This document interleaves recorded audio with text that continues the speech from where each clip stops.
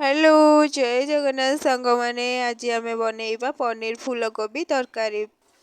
प्रथमे आमे फूलकोबी आलू कैप्सिकम काटी देइथिबा तापरे पनीर को काटिकी ताकू फ्राए करि नवा।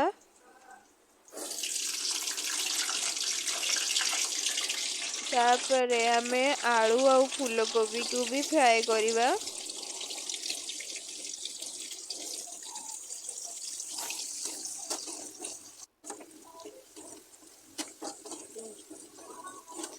आलू फूलकोबी फ्राए हो सारा पर एमती रेड कलर हैला परे तापरे तेल दबा।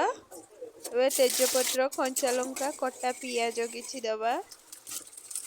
तापरे कैप्सिकम एमती ताको फ्राए होबा पई छाड़ी दबा। तापरे पियाज पेस्ट अदा रसुण पेस्ट आउ टमाटो पेस्ट सब भलसे कषि नवा। तापरे काजू चारमगज पेस्ट दे भलसे ताको कषेइबा।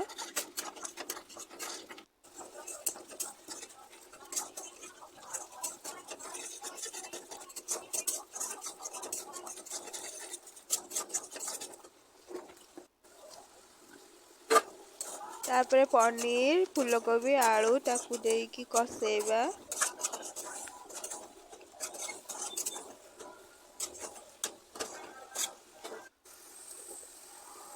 एबे लूण स्वाद अनुसार दबा।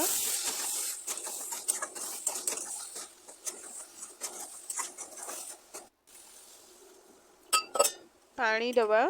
पानी देकी घोड़ेइबा ताकू।